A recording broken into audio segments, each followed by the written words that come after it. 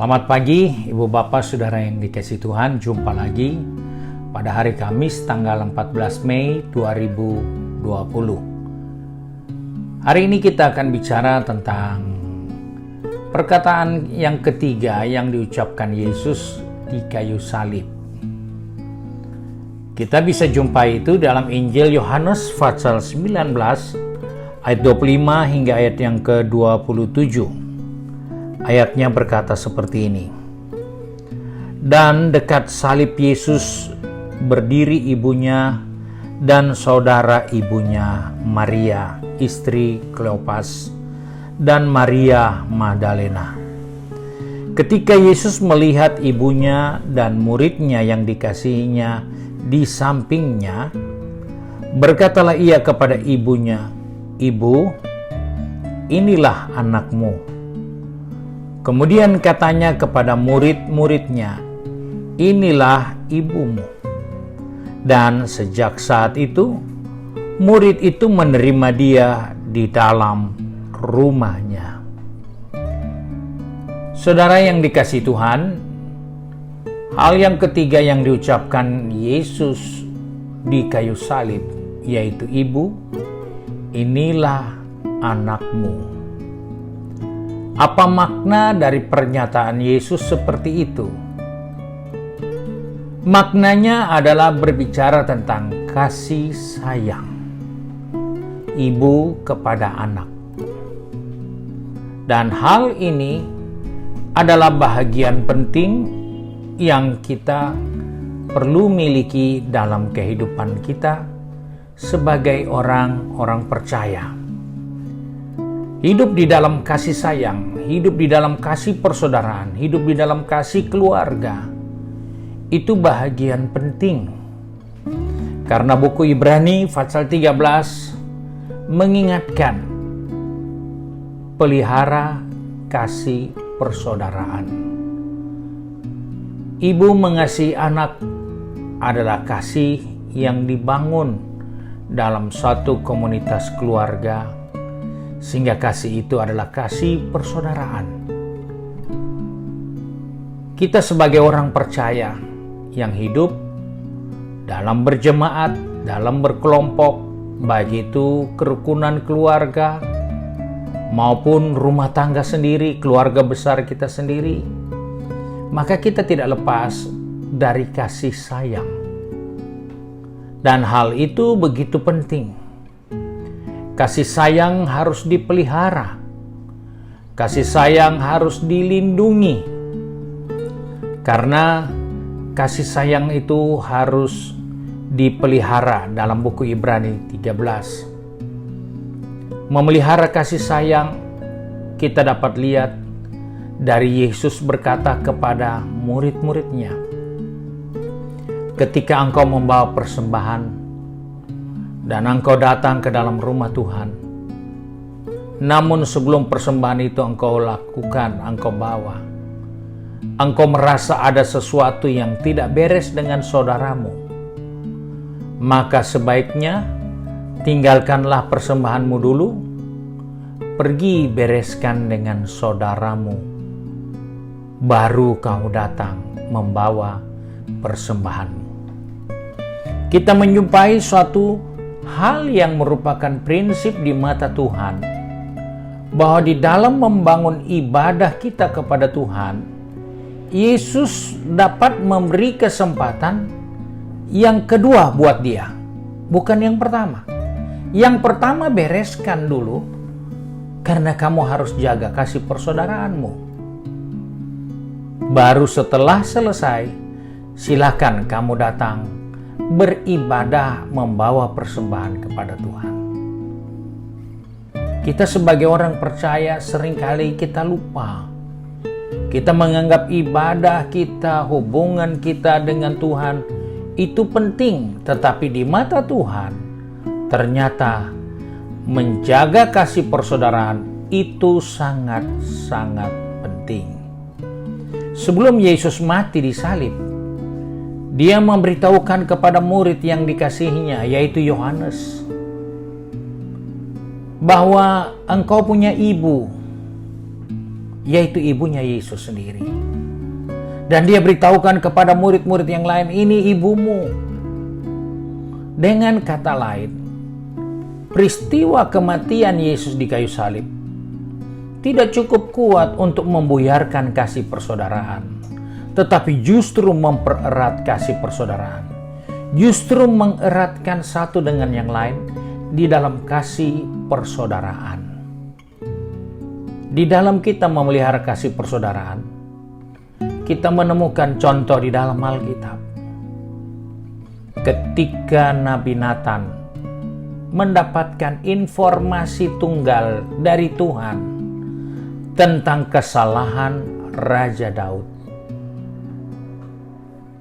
Nabi Nathan tidak menceritakan itu kepada orang-orang lain. Nabi Nathan tidak mengumbar kesalahan Daud di hadapan bangsanya sendiri. Dia seorang nabi. Dia bisa bicara apa saja. Tetapi untuk kesalahan seorang yang bernama Daud, Nabi Nathan tidak bongkar, tidak menceritakan, tidak mengumbar kesalahan Daud. Tetapi Nathan memanggil Daud untuk membicarakan kesalahan yang dibuat oleh Daud dalam bentuk perumpamaan. Ketika Daud menjadi marah mendengar perumpamaan itu, barulah Nabi Nathan katakan, sesungguhnya itulah dirimu. Kita menjumpai bagaimana jaga kasih persaudaraan itu dijaga dengan baik, dipelihara dengan baik dalam hubungan satu dengan yang lain. Bukan mengumbar kesalahan, bukan menceritakan kekurangan. Kita hidup di zaman akhir ini di mana manusia lebih mementingkan diri, lebih menganggap dirinya lebih tahu daripada yang lain, dan lebih menuruti hawa nafsu daripada menuruti Tuhan. Tapi Alkitab ingatkan, kasih sayang, kasih persaudaraan itu harus dipelihara. Sebagaimana Yesus sebelum tinggalkan murid-muridnya untuk mati 3 hari 3 malam kemudian dia bangkit lagi, maka pesan yang terakhir bagi mereka, kasih persaudaraan harus terpelihara. Kita sebagai orang percaya, sebagai anak-anak Tuhan dalam rumah-rumah tangga Kristen, seringkali kita menjumpai kasih persaudaraan itu tidak hangat. Kasih persaudaraan menjadi barang langka. Kasih persaudaraan menjadi hal yang tidak penting. Tapi kita menemukan nasihat firman Tuhan. Kasih persaudaraan harus dipelihara, harus dirawat. Jangan menceritakan kekurangan saudaramu. Jangan menceritakan kesalahan saudaramu. Kalau engkau menjaga persaudaraanmu, kalau engkau menjaga kasih persaudaraan, tidak perlu menceritakan kelemahannya, kekurangannya. Karena dengan berbuat demikian, engkau mau mengatakan, saya lebih baik dari saudaraku. Dan itu tidak benar di mata Tuhan. Oleh sebab itu, kita sebagai orang percaya, mari kita diingatkan, peliharalah kasih persaudaraan. Sesama keluarga kita, keluarga dekat kita, bahkan dalam komunitas kita sebagai jemaat, jaga kasih persaudaraan.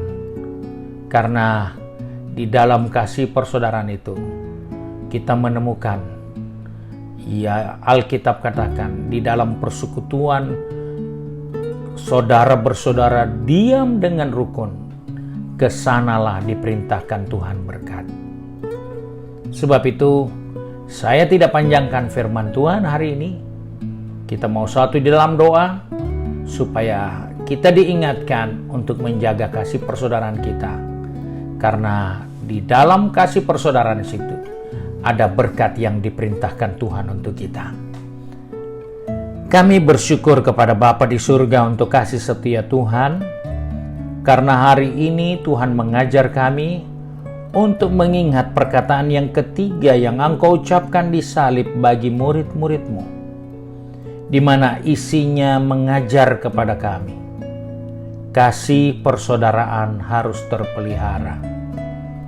Bapa, tolong kami di dalam perjalanan kehidupan kami, berkeluarga, bersaudara. Mungkin ada gesekan, ada benturan satu dengan yang lain. Tolong kami supaya kami tetap menjaga kasih persaudaraan kami. Gesekan boleh ada, benturan boleh ada, tetapi kasih persaudaraan tetap ada di dalam segaliannya.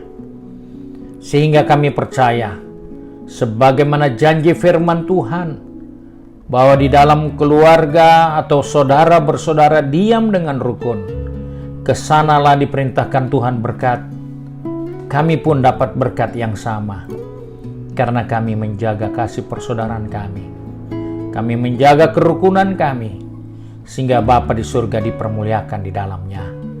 Bapa, pegang tangan kami, atur langkah kaki kami sepanjang hari ini, supaya kami tetap mengingat kasih persaudaraan harus tetap terpelihara dalam kehidupan ini, untuk menikmati janji-janji Tuhan sepanjang kehidupan kami. Terima kasih Bapa untuk hari yang baru. Sebab itu kami berdoa serta mengucap syukur hanya di dalam nama Tuhan Yesus Kristus, Juru Selamat kami, majikan kami yang baik dan setia. Haleluya. Amin. Puji Tuhan. Saudara-saudara, jangan lupa untuk membagikan renungan ini kepada rekan-rekan yang lain, agar mereka juga mendapatkan berkat dari renungan ini. Dan jangan lupa ingatkan mereka supaya jika memungkinkan di-subscribe di YouTube channel GPD Bethesda Makassar. Immanuel, Tuhan memberkati kita.